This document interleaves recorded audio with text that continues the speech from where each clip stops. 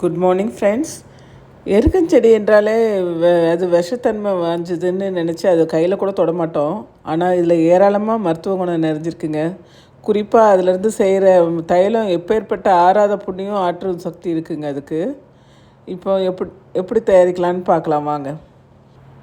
எருக்கில் 2 வகை உண்டுங்க. நீல எருக்கு ஒன்று, வெள்ளை எருக்கு ஒன்று. வெள்ளை எருக்கு தான் நிறைய மருத்துவ குணம் இருக்குங்க. அதோட இலை, பூ, தண்டு, வேர் எல்லாமே மருத்துவ குணங்கள் நிறைஞ்சது. செங்கலை நல்லா சூடுபடுத்தி அது மேலே இந்த இருக்க இலையை நல்லா பழுத்த இருக்க இலையை அடுக்கி அது மேலே குதிகால ஊனி வச்சோம்னா அந்த குதிகால் வலி எல்லாம் போயிடுங்க. வாயு பிரச்சனையும் நீங்கிடும். வெள்ளை இருக்கோட இலையை வெயிலில் நன்கு காய வச்சு இலையை தீட்டு அதில் புகையை நம்ம சுவாசித்தோம்னா அது புகை நாசி துவாரம் வழியாக போகும்போது ஆஸ்மா நோயாளிக்கு நல்ல தீர்வு கிடைக்கும். இருமல் கட்டுக்குள்ளே வரும். இருக்க வேலையை ஒரு துணியில் மூட்டை கட்டி உப்பு ஒத்தடை கொடுப்பது போல் அந்த மூட்டையை சூடாக்கி அதை மார்பு, வயிறு, உடல் வலி இருக்கிற இடத்துல வச்சு ஒத்தடம் கொடுத்து வந்தால் அந்த வலியெலாம் போயிடுங்க. எருக்கம் தைலம் எப்படி செய்யலான்னு பார்க்கலாமா?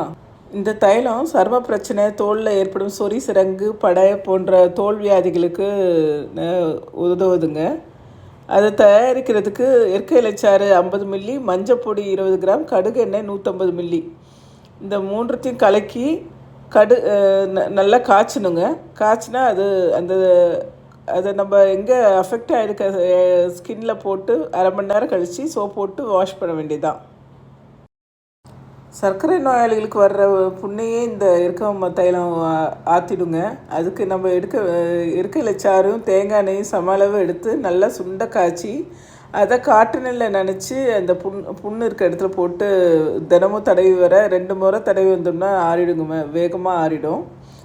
அதுக்கப்புறம் கைகளை நல்லா சோப் போட்டு கழுவிக்கிங்க.